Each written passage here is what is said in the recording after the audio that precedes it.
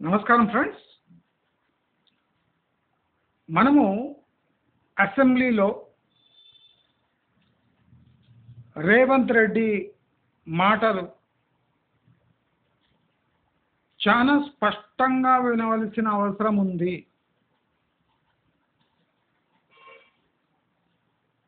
చాలా మంది రేవంత్ రెడ్డి ఇప్పుడు మాట్లాడుతున్న మాటలు రాజకీయ పరంగా మాట్లాడుతున్నాడు, సోషల్ మీడియాపై అక్కస్సు వెళ్ళగక్కుతున్నాడు. ఇవన్నీ మనం అనుకుంటున్న విషయాలు. మన ఛానల్ వ్యూవర్స్ ఇలాంటి డైవర్జన్ టాక్టిక్స్ని పక్కన పెట్టి మన వ్యూవర్స్ చాలా జాగ్రత్తగా ఉండాలి అని నేను కోరుకుంటున్నాను.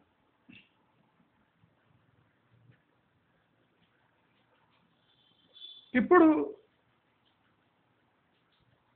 రేవంత్ రెడ్డి మాట్లాడుతున్న తీరు,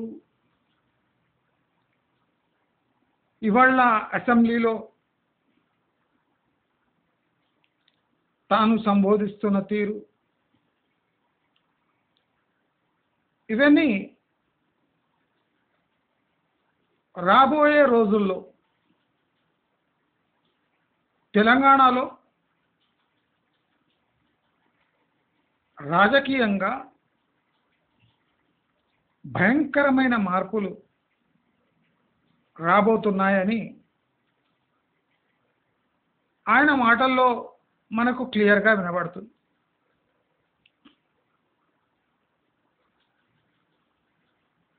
రాబోయే రోజుల్లో తెలంగాణ తన ప్రత్యేకతను కోల్పోబోతుంది. మన సబ్స్క్రైబర్స్ అంతా ఈ మోస్ట్ డేంజరస్ అండ్ ఇంపార్టెంట్ పాయింట్ని నోట్ చేసుకోవాలి అని నేను కోరుకుంటున్నాను. ఏమవుతుంది? తెలంగాణ తన ప్రత్యేకతను కోల్పోబోతుంది. జాగ్రత్తగా ఉండాలి. ఇవాళ రేవంత్ రెడ్డి పొట్టి శ్రీరాములు మన తెలుగు జాతికి చేసిన మేలు, రోసయ్య గారు మన ఆంధ్రప్రదేశ్కి చేసిన మేలు, వాళ్ళిద్దరిని ఉట్టంకిస్తూ వాళ్లకు తగిన మర్యాద తెలంగాణలో ఇవ్వబోతున్నాం. వాళ్ళ పేర్లను తెలంగాణలో చెందిన కొన్ని అఫీషియల్ థింగ్స్కి వీళ్ళ పేరు పెట్టబోతున్నాం. అంటే దీని అర్థమేమి? రోసయ్య ఉమ్మడి ఆంధ్రప్రదేశ్కి ఫైనాన్స్ మినిస్టర్గా ఉండేవారు. అంటే ఇప్పుడున్న బూరుగుల రామకృష్ణారావు బిల్డింగు, ఎన్టీఆర్ ఘాట్, అంటే తెలంగాణ రాకముందు ఏ భవనాలకు, ఏ బిల్డింగ్స్కి, ఏ యూనివర్సిటీస్కి పేరు పెట్టేశారు, దాన్ని అలాగే ఉంచారు. దాంట్లో తప్పేం లేదు. మారిస్తే కూడా తప్పు లేదు, మార్చకుంటే కూడా తప్పు లేదు. కానీ తెలంగాణ వచ్చి దాదాపు 10 సంవత్సరాల తర్వాత సడన్గా ఈ మర్జర్ యాటిట్యూడ్ ఎందుకు వస్తుంది? ఏదో విధంగా తెలంగాణను తెలంగాణ కాకుండా చేయాలి. పేరుకు తెలంగాణ ఉండాలి, తెలంగాణ సెంటిమెంట్ ఉండట్టే ఉండాలి.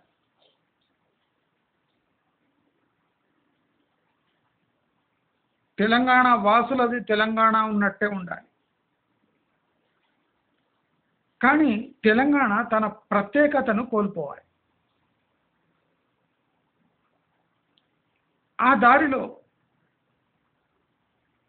ఇప్పుడు ప్రస్తుత ప్రభుత్వం బీజేపీతో కలిసి మెలిసి ఆశ్చర్యకరం. నేను కొన్ని 1 year బ్యాక్ వీడియోస్ చెప్పాను. కాంగ్రెస్ ప్రభుత్వం ఎక్కడైనా వస్తే నేషనల్ లెవెల్లో కొన్ని సమీకరణాలు మెయింటైన్ చేయడానికి బీజేపీతో డీల్ కుదుర్చుకొని తమ ఉనికిని కాపాడుకుంటాయి. మనం స్పష్టంగా కర్ణాటకలో జరిగే పరిణామాలు, తెలంగాణలో జరిగే పరిణామాలు వీటినే సూచిస్తున్నాయి. దీని అర్థం ఏమో చెప్తా. ఇక్కడ ఏ పార్టీ రూల్ చేసినా అది బీజేపీ యొక్క మనసుతో, బీజేపీ యొక్క ఆశయాల కోసం పనిచేయాలి. ఇది ఒక కొత్త మెథడ్ ఆఫ్ డెమోక్రటైజేషన్ అంట. ఏ పార్టీ అయినా పర్వాలేదు, ఆ పార్టీ బీజేపీ వాళ్ళ ప్రిన్సిపల్స్ని ఫాలో చేసుకుంటూ మీరు ఫ్లాగ్ ఏది పెట్టినా పర్వాలేదు, ఏ ముఖ్యమంత్రి ఉన్నా పర్వాలేదు. ఇది బీజేపీ కొత్త వ్యూహం. బీజేపీ తనంతకు తాను మోదీ, అమిత్ షా ఫోటో పెట్టుకొని గెలవలేదు. అప్పుడు ఏం చేయాలి? గెలిచేవాడినే తమ దిప్పు తిప్పుకోకుండా తమ కోసం పనిచేసేటట్టు చేయాలి.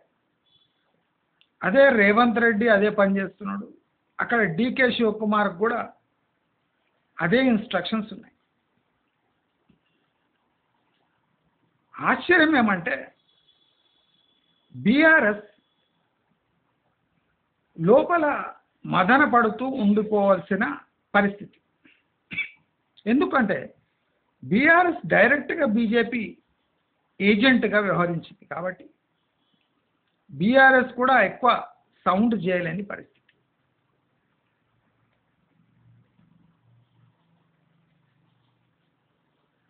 కానీ ఇదే పరిణామము ఆంధ్రప్రదేశ్లో జరగదు. Pawan Kalyan is next representative of Modi in South India అనేది అది కాని విషయము. పవన్ కళ్యాణ్కి అంత స్టేచర్ లేదు, అంత కంట్రోల్ లేదు, అంత చరిష్మా లేదు, అంత డబ్బు లేదు, అన్ని వ్యూహాలు రావు. కనుక Pawan Kalyan is South India's Modi అన్నది చాలా వర్స్ట్ స్పెక్యులేషన్. నేను ఇప్పటిదాకా విన్న స్పెక్యులేషన్లో వర్స్ట్ ఇది. సో రాజకీయ పరంగా తెలంగాణ కొన్ని దారుణమైన చేంజెస్ చూడబోతుంది.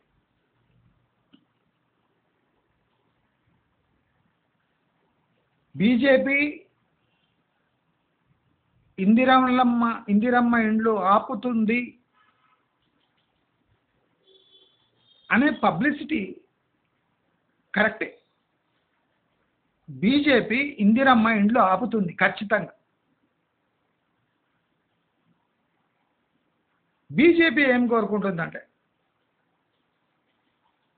ఇందిరమ్మ ఇండ్లు ఇవ్వండి, దాన్ని ఇందిరమ్మ ఇండ్లు అని పేరు పెట్టండి, కానీ మేము ఆశించిన ఫలితాలు ఇవ్వండి. ఆశించిన ఫలితాలు అంటే ఇందిరమ్మ అండ్ బీజేపీ ఇండ్లు అని పెట్టమని కాదు, ఇందిరమ్మ అండ్ అటల్జీ ఇల్లు అని పెట్టమని కాదు. బీజేపీ ఇందిరమ్మ ఇండ్లకు బదులుగా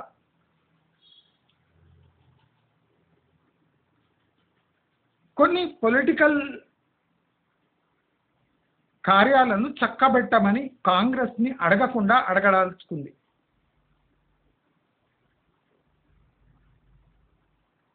బీజేపీకి తన సొంత మనుషులతో ఆ పని కాదు అని తెలుసుకొని రేవంత్ రెడ్డిని కాంగ్రెస్ వీడమని చెప్పలేదు. రేవంత్ రెడ్డి కాంగ్రెస్ వీడితే కాంగ్రెస్ కుప్పకూలుతుంది. కాంగ్రెస్ కుప్పకూలుతుంది సరే, కానీ బీజేపీ రాలేదు. బీజేపీ బీఆర్ఎస్ సహాయం తీసుకున్నా పవర్లో రాలేదు. కాంగ్రెస్ని బీజేపీలో టోటల్ మర్జ్ చేసుకోలేదు. అంటే బీజేపీ అనుకున్న ప్రయత్నించిన ఫలితాలు లేవు అని స్పష్టంగా తెలిసిన బీజేపీ జస్ట్ వాళ్ళ అజెండా పూర్తి చేస్తే ఏ పార్టీ అయినా పర్వాలేదు అనే స్టేజ్కి వచ్చేసింది. అందరూ గమనించాలి.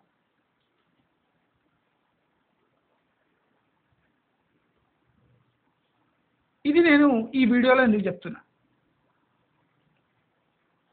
ఎందుకు చెప్తున్నా అంటే తెలంగాణలో ఇప్పుడు పెద్ద రాజకీయ సంక్షోభం ఏర్పడబోతుంది. పాలనా పరంగా భయంకరమైన చిక్కులు, అప్పులు పుట్టవు, కానీ కాంగ్రెస్ కొనసాగే ప్రయత్నం చేస్తుంది.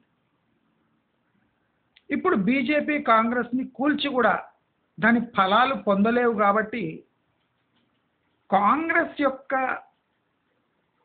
అంటే దాని క్యారెక్టర్ని డ్యామేజ్ చేసి ఒక 2-3 ఏండ్లలో ఈ కాంగ్రెస్ ప్రభుత్వాన్ని కూల్చే బీజేపీ అన్ని అరేంజ్మెంట్స్ చేసుకుంది. దానికి ఇంకో 2 years టైం ఇస్తుంది బీజేపీని, ఇప్పుడే కూల్చదు.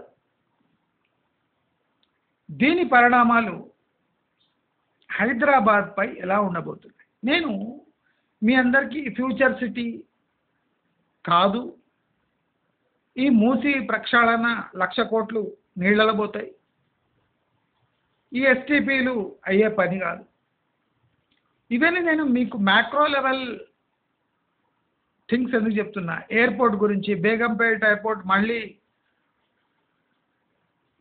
స్టార్ట్ కాబోతుంది కమర్షియల్ ఫ్లైట్స్ కోసం, అట్లీస్ట్ లోకల్ డొమెస్టిక్ ఫ్లైట్స్ కోసం. వరంగల్ ఎయిర్పోర్ట్ అనవసరంగా శాంక్షన్ చేశారు, అదేమయ్యే పని కాదు. ఫండ్స్ స్లోగా మూవ్ అయ్యి వరంగల్లో బీజేపీకి పట్టు లేకపోతే వరంగల్ ఎయిర్పోర్టు కానే కాదు. వరంగల్లో బీజేపీది ఏమన్నా పప్పులు ఉడకబోతున్నాయి అంటే అప్పుడు ఆ ఎయిర్పోర్ట్ కార్యక్రమాలు కొద్దిగా రోడ్స్ గిడ్స్ పడేది స్టార్ట్ అవుతాయి తప్ప వరంగల్ ఎయిర్పోర్ట్ వల్ల దేశానికి లాభం లేదు, రాష్ట్రానికి లాభం లేదు, వరంగల్కే లాభం లేదు. అవే నిధులు వరంగల్ పట్టణ అభివృద్ధికి ఖర్చు పెడితే చాలా మంచిగా ఉంటుంది.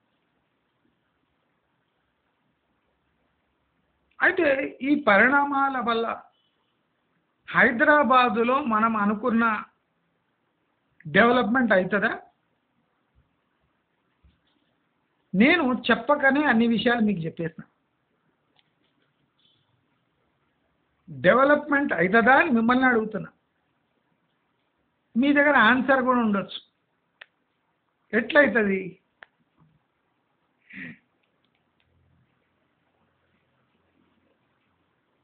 అప్పుల అప్పులు పుట్టవు, అప్పులు పుట్టనీయరు. జాగ్రత్త. అప్పులు పుట్టవు, అప్పులు పుట్టనీయరు. First point. Second point, lands అమ్ముకున్న ధరలు రావు. సెకండ్ పాయింట్, రిజర్వ్ ప్రైస్ వస్తుండొచ్చు కానీ వీళ్ళు అనుకున్నంత ప్రైస్ రాదు. ఆ ల్యాండ్ అమ్ముకున్న అప్పులు తీరవు. Second point.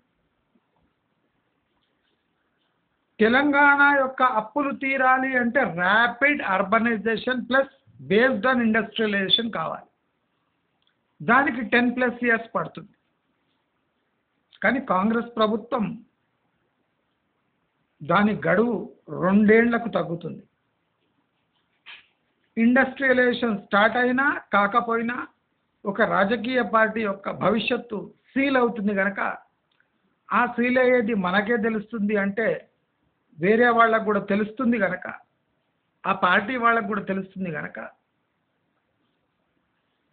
ఈ తెలంగాణను తోడేసే పని ఇప్పుడు జరగబోతుంది. అంటే తెలంగాణ న్యాచురల్ రిసోర్సెస్ని వాళ్ళు వాడుకోబోతున్నారు. Long term industrialisation, employment generation జరగదు. ఇప్పుడు ఎస్సీ ఎస్టీ బీసీలకు 3 లక్షల రుణాలు అందిస్తున్నాం. మరి ఫార్వర్డ్ కాస్ట్ వాళ్ళ దగ్గర వాళ్ళు ఏం తప్పు చేశారు? వాళ్ళకి ఏజ్ ఉంది, ఎడ్యుకేషన్ ఉంది, డెస్పరేట్ కూడా ఉన్నారు. If they want to become an entrepreneur, మీ దగ్గర ఏం సొల్యూషన్ ఉంది? ప్రధానమంత్రి ఒక సొల్యూషన్ ఇచ్చిండు. మరి స్టేట్ పరంగా మీరు ఫార్వర్డ్ కాస్ట్ కమ్యూనిటీకి ఎందుకు ఆపుతున్నారు ఈ 3 lakh రూపీస్కి? మీకు బాగా తెలుసు, ఫార్వర్డ్ కాస్ట్ వాళ్ళు 3 lakh రూపీస్ తీసుకుంటే డెఫినెట్లీ మంచి బిజినెస్ చేస్తారు. మరి అలాంటి ఆపర్చునిటీ మీరు ఎందుకు ఇస్తలేరు? ఎందుకంటే వీళ్లకు 3 lakh రూపీస్ ఒక బ్రైబ్గా ఇవ్వాలని ఉంది కానీ ఒక బిజినెస్ డెవలప్ చేస్తారు అనే భరోసా వీళ్ళకి లేదు కనుక ఎక్కడ కాదో అక్కడే 3 లక్షలు ఇస్తారు. ఈ 3 లక్షలు తీవ్రంగా దురుపయోగమై ఎక్కడా కాకుండా అప్పుల కుప్పగా మార్చి ఈ 3 లక్షలు కూడా ఓట్లు కొట్టే కార్యక్రమం కింద జమ అయిపోతుంది. ఇది ఒక మినీ దళిత బంధులాగా. కేసీఆర్ పోతా ఏ కార్యము చక్కబెట్టకుండా రాజకీయ లబ్ధి పొందలేక ఇడిచిపెట్టిపోయాడు. అక్కడే కాంగ్రెస్ దాన్ని అందుకొని దానికి ఒక బీసీ కార్డు కూడా తగిలిచ్చి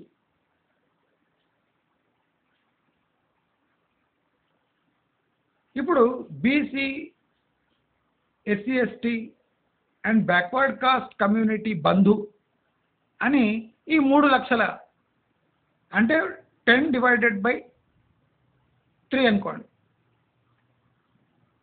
దళిత బంధు /3 = బీసీ అండ్ ఇతర కులాల బంధు. అది మోస్ట్లీ బీసీ బంధుగా మార్చేస్తారు. 3 లక్షల సహాయం, 3 లక్షల హెల్ప్ ఫర్ ఎంటర్ప్రినర్షిప్. 3 లక్షలు ఏమొస్తుంది? ఏం చేయాలి, ఎట్లా చేయాలి? మార్గదర్శకాలు లేవు. ఫస్ట్ పంపిణీ, డబ్బు ఉందా? లేదు. కానీ అప్లికేషన్ తీసుకుంటుంది. అంటే బహుశా గ్రామ పంచాయత్ ఎలక్షన్స్ ప్లాన్ చేసుకొని చేస్తున్నారు. అంటే ఓవరాల్ తెలంగాణకు ఒరిగిందేం లేదు. అంటే ఓవరాల్ హైదరాబాద్కి ఒరిగింది ఏమీ లేదు. మరి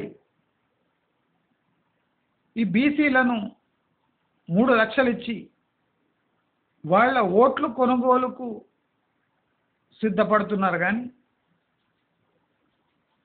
ఒక ఇండస్ట్రియల్ హబ్ తయారు చేసి 100 కోట్ల పెట్టుబడులు తెచ్చి 1000 కొద్ది ఎంప్లాయ్మెంట్ జనరేట్ చేద్దామంటే అంటే వీళ్ళకి ఏమంటే ఎలాగైనా గవర్నమెంట్ యొక్క ట్యాక్స్ మనీ సహాయం రూపంలో ఆదుకునే విధంగా, అంటే దాని ఫైనల్ ఎండ్ జాబ్ క్రియేషన్ కాదు, బ్రైబింగ్ ఓటర్స్, ఓటర్లను ఎలా మభ్యపెట్టాలి అనే ఒక స్కీమ్ తప్ప దీంట్లో బ్యాక్వర్డ్ కాస్ట్, ట్రైబ్స్, ఆర్థికంగా సామాజికంగా వెనుకబడ్డ వాళ్లకు హెల్ప్ చేసేది ఏం లేదు, జస్ట్ బ్రైబింగ్. ఇది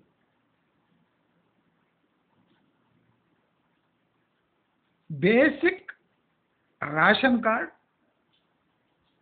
ఇప్పుడు ఇందిరమ్మ ఇండ్లు బేసిక్ ఫార్మాట్లో మీరు స్టేట్ ఫార్మాట్లో తీసుకుంటే అది సెంటర్ యాక్సెప్ట్ చేయదు అని కిషన్ రెడ్డికి తెలియదా, బండి సంజయ్కి తెలియదా? అంటే ఎంత నీచులు అంటే వీళ్ళు. ఇప్పుడు ఆ సర్వే జరుగుతుంటే అడ్డుకోవచ్చు కదా. మీరు మా దగ్గర డబ్బులు ఆశించేది ఉంటే మీరు కరెక్ట్ ఫార్మాట్లో సర్వే చేస్తే మేము మీకు డబ్బులు ఇస్తాం. సర్వే మొత్తం కంప్లీట్ అయ్యే వరకు వెయిట్ చేసి ఇప్పుడు ప్రధానమంత్రి ఆవాస్ యోజన కింద మీకు డబ్బులు ఇవ్వం అని సర్వే కంప్లీట్ అని చెప్తుంది. ఇది బీజేపీ నైజం. బహుశా ఇది రేవంత్ రెడ్డికి కూడా తెలిసి ఉండొచ్చు. తెలిసి ఇద్దరు కలిసి తెలంగాణతో ఆడుతున్న నాటకం కూడా కావచ్చు. కావచ్చు కాదు, అవును అదే. బీజేపీలో స్పష్టత ఉంది. మీరు చేసిన సర్వే ప్రకారం మేము ఇండ్లు అలొకేట్ చేయబోము అని. మరి ఈ స్పష్టత ఈ కాంగ్రెస్ గవర్నమెంట్కి తెలియదా? తెలుసు. మరి తెలిసిన ఈ సర్వే ఎందుకయింది? ఈ ఇందిరమ్మ ఇళ్ళు L1 L2 కింద డివైడ్ చేసి ఇస్తాము అని ఎందుకు ఊరిస్తున్నారు? అంటే బీజేపీపై నెట్టి ఈ కాంగ్రెస్ ప్రభుత్వము కాలం వెళ్ళదీసే కార్యక్రమమా? దాంట్లో బీజేపీ కూడా సహకరిస్తుందా? అంటే బీజేపీకి కాంగ్రెస్ 2 ఏళ్ళు మనుగడ సాగించాలి అని ఒక వ్యూహం ఉంది.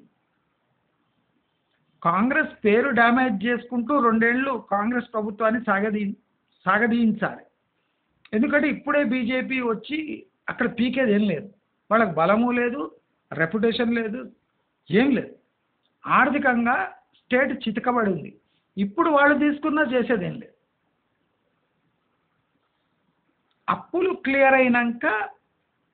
క్లియర్ అవుతుంటే అప్పుడు స్టేట్ని తీసుకోవడం బీజేపీకి లాభసాటి. ఎందుకంటే సెంట్రల్ స్కీమ్స్ తెచ్చుకొని ఈజీగా పవర్ని కంటిన్యూ చేయొచ్చు. ఇప్పుడు 6-7 లక్షల కోట్ల అప్పు పెట్టుకొని నీవు ఎన్ని సంక్షేమ కార్యక్రమాలు చేసినా ఆ అప్పు తీర్చవలసిందే. ఆ చెడ్డ పేరు కాంగ్రెస్కి తెచ్చేసి 2 ఏళ్ళు 3 ఏళ్ళు గుంజి ఆ సర్కార్ని పడగొట్టి కొంతమంది నిడిదికి తిప్పుకొని బీఆర్ఎస్ బీజేపీ కాంగ్రెస్ ఎమ్మెల్యేలతో ఒక కొత్త సర్కార్ ఏర్పాటు చేసి సెంట్రల్ ఫండ్స్ తెచ్చుకొని తెలంగాణని ఈజీగా రూల్ చేయడం అనే ఒక ప్రక్రియ మొదలైంది. రాబోయే రోజుల్లో మీరే కళ్ళారా చూస్తారు. ఈ రాజకీయ సంక్షోభం నేను ఎందుకు మీకు స్ట్రెస్ చేసి చెప్తున్నా అంటే, హైదరాబాదులో ఈ రియల్ ఎస్టేట్ కానివ్వండి, ఇండస్ట్రియలైజేషన్ కానివ్వండి, అర్బనైజేషన్ కానివ్వండి, ఈ హెచ్ఎండిఏ మాస్టర్ ప్లాన్ కానివ్వండి, ఇవన్నీ రద్దు కిందనే లెక్క.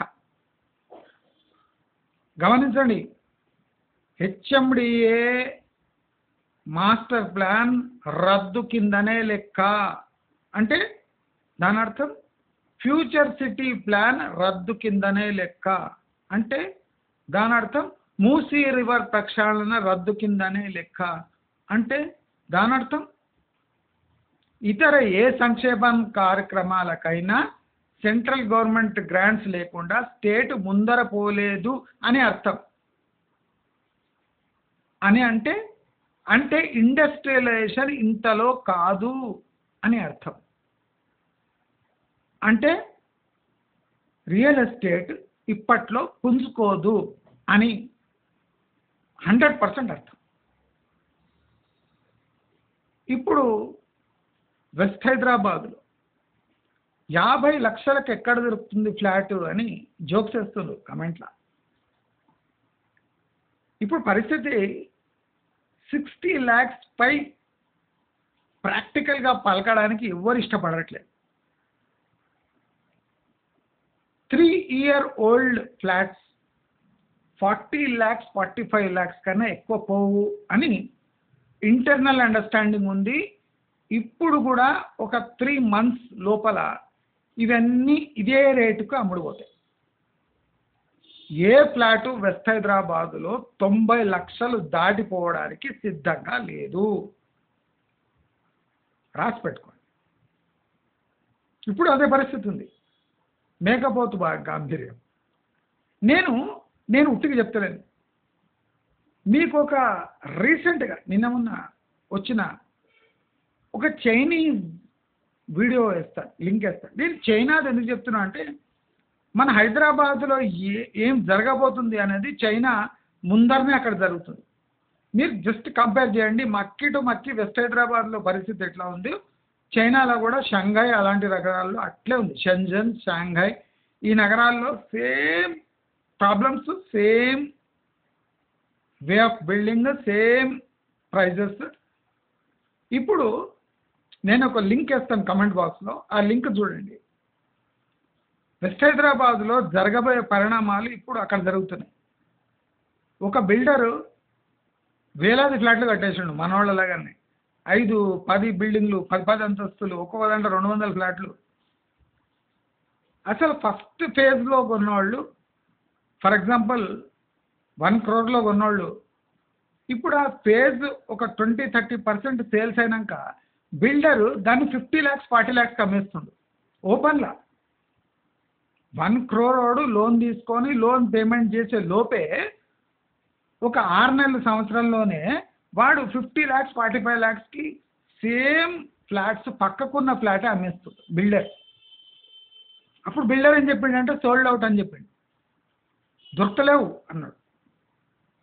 సేమ్ వెస్ట్ హైదరాబాద్లో ఎలా అవుతుందో చైనాలో సేమ్ టాక్టిక్స్ యూజ్ చేసి ఫ్లాట్లు లేవు, అమ్ముడుపోయినాయి, pre booking, post booking, advance booking అని చెప్పి మొత్తం ఎక్కడెక్కడ అంటే వాళ్ళను జెన్యున్ బయర్స్ని ఇరికించేసి వాళ్ళకు లోన్ ఫార్మాట్ ఇచ్చేసి లోన్లో ఇరికిచ్చేసి వాళ్ళు కడుతుండగానే ఆ రియల్ ఎస్టేట్ ప్రైసెస్ 50%కి బిల్డర్ అమ్మేస్తుంది.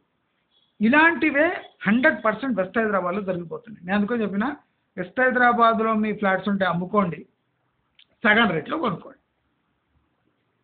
మీకు డౌట్ వస్తుందని నేను ఈ వీడియో లింక్ వేస్తున్నా, చైనాది చూడండి. మొన్న వీడియో వేసిండు వాడు. పక్కా అక్కడ జరిగిపోతుంది, ఇక్కడ జరుగుతుంది. Same situation. ఇంకా ఘోరమైన సిచ్యువేషన్. ఇంకా ఘోరమైన సిచ్యువేషన్.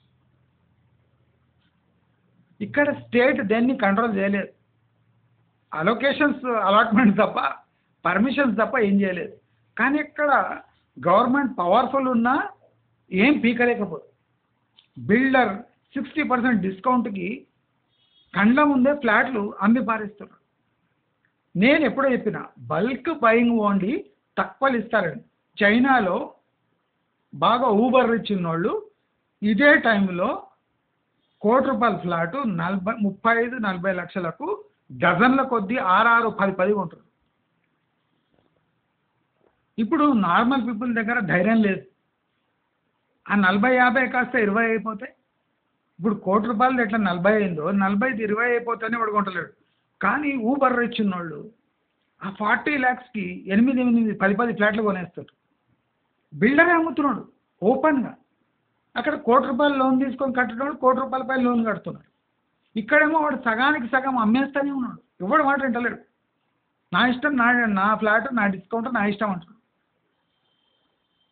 అది చూసి చుట్టుముట్టు ఉన్న మొత్తం హై రైజెస్లో ఈ 50% కన్నా తక్కువ అమ్మేస్తున్నారు. ఎందుకంటే వాడికన్నా ఫస్ట్ మనం అమ్మేసి బయట ఎగ్జిట్ కావాలి. ఇప్పుడు వాడు అమ్మడం స్టార్ట్ చేస్తే అది ఒక 2 ఏళ్ల వరకు అమ్ముతాడు వాడు. ఆ అమ్మే లోపల మనగత ఏంది, వాడు దానికన్నా డిస్కౌంట్ ఇచ్చి అమ్మేస్తాడు. అట్లా ట్రిగ్గర్ అయిపోయి ఘోరమైన పరిస్థితి. అంటే ఇప్పుడు హోమ్ లోన్ మార్కెట్లో హోమ్ లోన్స్ తీసుకున్న వాళ్ళు ఇప్పుడు 8 ఇయర్స్ 10 ఇయర్స్ హోమ్ లోన్ వాళ్ళు 25 ఇయర్స్ కట్టాల్సి. ఇప్పుడు కొత్తగా ఉన్నవాళ్ళు 10 ఇయర్స్లో కంప్లీట్ చేసుకుంటారు హోమ్ లోన్. ఇప్పుడు రీసెంట్గా కొన్నవాళ్ళు ఏమో 10 ఇయర్స్లో కంప్లీట్ చేస్తారు. పాత కొన్నవాళ్ళు 25 ఏళ్ళు హోమ్ లోన్ కట్టాల్సి వస్తుంది. అంటే కంటి ముందు ఈ ఎకనామిక్స్ ఎలా వర్క్ అవుతుంది చూడండి. ఒక బిల్డర్, ఫేమస్ బిల్డర్ డైరెక్ట్గా క్రైసిస్ వచ్చిందని 40-50% డిస్కౌంట్కి అమ్ముతుంటే naturally small medium size builder తన తోటి బిల్డర్పై భయంకరమైన దెబ్బ కొట్టి వాడు వీడికన్నా డిస్కౌంట్ ఇచ్చి అమ్మేయంగానే వీడికి కూడా అంటే వీడు ఆ పక్క బిల్డింగ్ ప్రైసెస్ పెట్టి వీడు అమ్ముతున్నాడు. అందరు కలిసి అమ్మి లాస్ట్కు కాస్ట్ ప్రైస్కి వచ్చి తాకుతుంది. కాస్ట్ ప్రైస్ నేను చెప్పిన ఒక్కొక్క ఫ్లాట్ 20-25 lakhs కన్నా ఎక్కువ విత్ ల్యాండ్ ప్రైస్ పలకదు అంటే ఈ నా కొడుకులు 1,25,00,000, 1,30,00,000, 1,30,00,000 అమ్మిండ్రు. నేను మీకు చెప్తూనే ఉన్నా యాక్చువల్ ప్రైస్ ఇది ఉంది అంటే 50 లక్షలకి ఎవ్వరు ఇస్తలేరు. మీ ఇలాంటి బికారి ముఖాలు పెడితే మళ్ళీ అట్లే అంటారు. ఏమనుకోకండి, చేతగాని ముఖాలు అనేది బికారి ముఖాలు. ఎందుకంటే మీకు చేత కాదు, పాడు కాదు. దేదో భయ అంటే వేస్తాడా? బట్టల, దుప్పట్ల, జాకెట్ల, లంగాల? మీరు లంగాలు జాంగాలు బేరమాడినట్టు పోయి వాడి దగ్గర కూర్చుంటే వాడు ఛాయ్ కూడా పోయాడు మీకు. నేను చెప్పినాను లేదా, బల్క్ బయర్స్ ఉన్నారు, బల్క్ దొరుకుతుంది తీసుకుంటున్నారంటే మీరు ఇంటలేదు. చైనాలో బల్క్ బయింగ్ స్టార్ట్ అయిపోయింది. వెస్ట్ హైదరాబాద్లో ఎప్పుడో స్టార్ట్ అయింది. In spite of bulk buying prices crash అవుతున్నాయి. జాగ్రత్తగా ఉండండి. మొన్న సాక్షి టీవీలో చూడండి, ఈ రియాల్టర్స్ అసోసియేషన్ కూడా చెప్తుండు మొత్తం ఫేక్ ఫిగర్స్ ఇస్తుంది సార్. హైరైజ్లలో 10-20% సేల్ కాగానే మొత్తం సేల్ అయిపోయినాయని ఫేక్ ఫిగర్స్ ఇచ్చి మొత్తం వాళ్ళ కంపెనీ వాళ్ళే రిజిస్టర్ చేసుకొని గిఫ్ట్ డీడ్లు చేసుకొని అమ్ముడు పోయినాయని చూపిస్తున్నారు.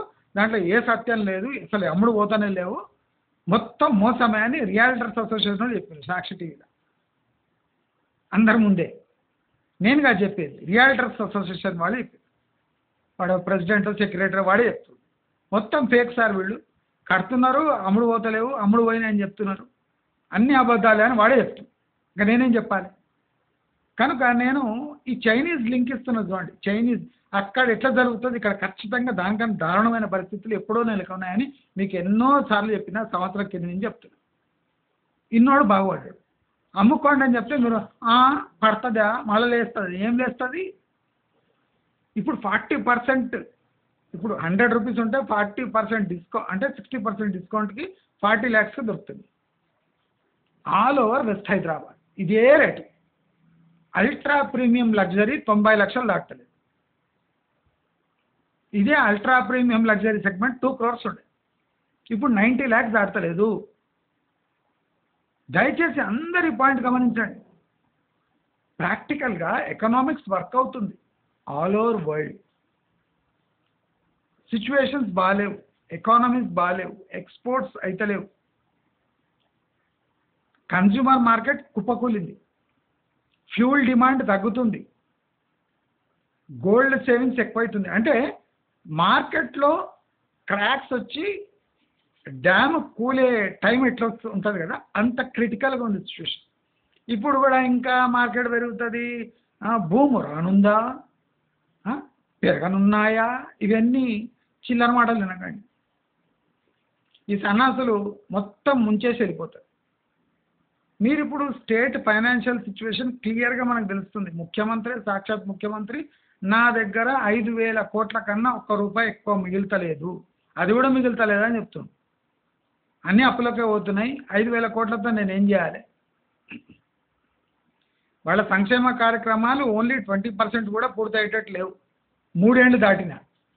నేను చెప్పినా కదా, రైతు బంధు, రైతు భరోసా, రైతు ఇవి ఇచ్చేటప్పటికే బడ్జెట్ అయిపోయాయి. మళ్ళీ రైతు బంధు మొదటి విడత, రెండో విడత ఇచ్చేటప్పటికే బడ్జెట్ అయిపోయాయి.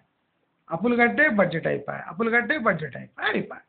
కాంగ్రెస్ గవర్నమెంట్ ఇక థర్డ్ ఫోర్త్ ఇయర్లో వస్తే మొత్తం పరిపాలన సాగించినట్టే, ఇంకే ఇంటికి పోయే టైం వస్తుంది.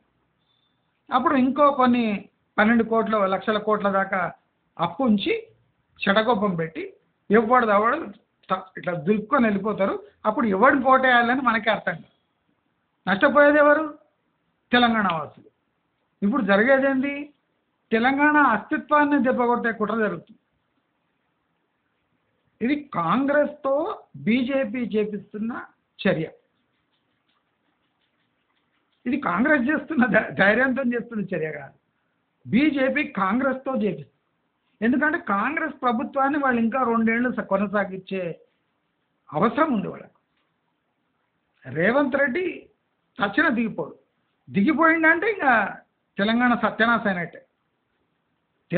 రేవంత్ రెడ్డి దిగిపోతుందంటే ఆప్షన్స్ ఏమీ లేవు ఇంకా అని అర్థం. రేవంత్ రెడ్డి ఉన్నాడంటే బీజేపీ నడిపిస్తుంది రేవంత్ రెడ్డిని అర్థం. అర్థం, రెండో అర్థం ఏం లేదు, సింపుల్. బీఆర్ఎస్ ఇప్పుడు కాంగ్రెస్ గవర్నమెంట్ని డిస్టర్బ్ చేయలేని పరిస్థితి. ఎందుకంటే బీజేపీ బీఆర్ఎస్ని కాంగ్రెస్ గవర్నమెంట్ని డిస్టర్బ్ చేయనియదు. BJP is virtually controlling Karnataka and Telangana Congress. ఇలాంటి టైంలో మీరు సంక్షేమము, రోడ్స్, డెవలప్మెంటు, ఫ్యూచర్ సిటీ, తొక్కల సిటీ, SEZ, జైరాబాదు అన్నీ మర్చిపో. రీజనల్ రింగ్ రోడ్ కూడా నేను చెప్పినా కదా, నియర్లీ 3 years దాటిపోయి 4th 5th ఇయర్లో రీజనల్ రింగ్ రోడ్ అక్కడక్కడ మీకు డెవలప్మెంట్ కనిపిస్తుంది తప్ప ఇప్పట్లో రీజనల్ రింగ్ రోడ్ బీజేపీ వాళ్ళు కానియర్. ఎందుకంటే నేను ఒకటి చెప్తా, రీజనల్ రింగ్ రోడ్తో ఎవ్వనికి ఇప్పట్లో వచ్చే లాభం ఏం లేదు. తెలంగాణకు లాభం లేదు, హైవే అథారిటీకి లాభం లేదు, హైదరాబాద్కి లాభం లేదు, తెలంగాణకు అసలే లాభం లేదు. HMDA విస్తరణ అసలు RRRని చంపేసిందని చెప్పాలి. HMDA విస్తరణ RRRని చంపేసింది. RRRకి పోయే జెన్యున్ ఫండ్స్ ఇప్పుడు HMDAలోకి వచ్చి పడతాయి. అంటే పేరుకు రింగ్ రోడ్డు ఆ డబ్బులని ఇప్పుడు HMDA మున్సిపాలిటీస్కి పోయే అవకాశం. ఇప్పుడు మున్సిపల్కి పోవు అంటే రీజనల్ రింగ్ రోడ్కి పోతే ఈ HMDAకి రావు. ఈ HMDAకి రావు అంటే ఫ్యూచర్ సిటీపై నీలి మేఘాలు కాదు, నల్ల మేఘాలు, దట్టమైన మేఘాలు కమ్ముకున్నాయి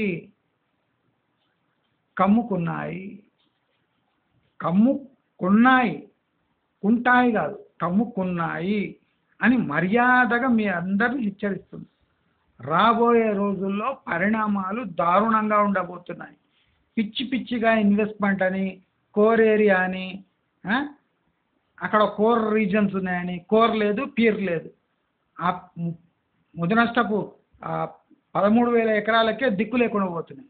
ఇంకా 30,000 ఎకరాల ఎక్విజిషన్ అయ్యేది ఎక్కడ? డబ్బులు ఎక్కడ ఉన్నాయి? ఎక్కడి నుంచి రేజ్ చేస్తారు? అథారిటీ పనేమి?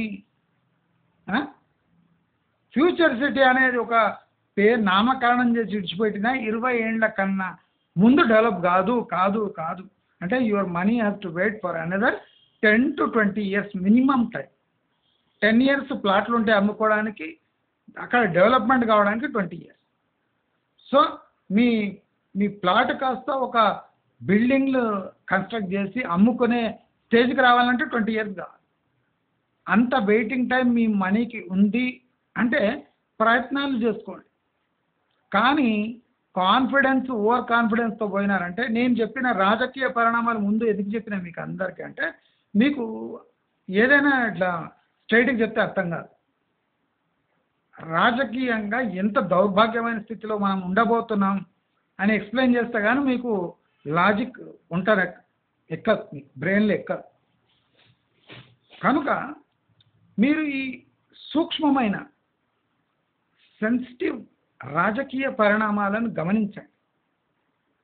అలాగే మన పక్క దేశంలో జరిగే అలజడి, మన ఎక్స్పోర్ట్ స్టేటస్, మన ఇంపోర్ట్ స్టేటస్ మన హ్యూమన్ డెవలప్మెంట్ ఇండెక్స్ లేదా పొలిటికల్ ఇండెక్స్ ఎలా మారుతుందో, ప్రతి 3 నెలలకు ఎలాంటి స్టేజెస్లో అది రూపాంతరం చెందుతుందో అనేది మనం గమనించి ఇన్వెస్ట్ చేస్తారు, చేయకూడదు, ఇప్పుడు ఎంత చేయకుంటే, ఎంత సైలెంట్గా ఉండి అబ్జర్వ్ చేస్తుంటే అన్ని డబ్బులు మిగిలినట్టే అని మీ అందరినీ హెచ్చరిస్తాను. దయచేసి నేను కమెంట్ బాక్స్లో లింక్ వీడియో ఇస్తాను, ఆ చైనీస్ వీడియో చూడండి. మీకు వెస్ట్ హైదరాబాద్ దాంట్లో కనిపించకపోతే నేను ఏం చేయలేను అని తెలియజేసుకుంటూ, మీకు ఈ వీడియో నచ్చినట్టయితే లైక్, షేర్, సబ్స్క్రైబ్ చేసుకోండి. నమస్కారం.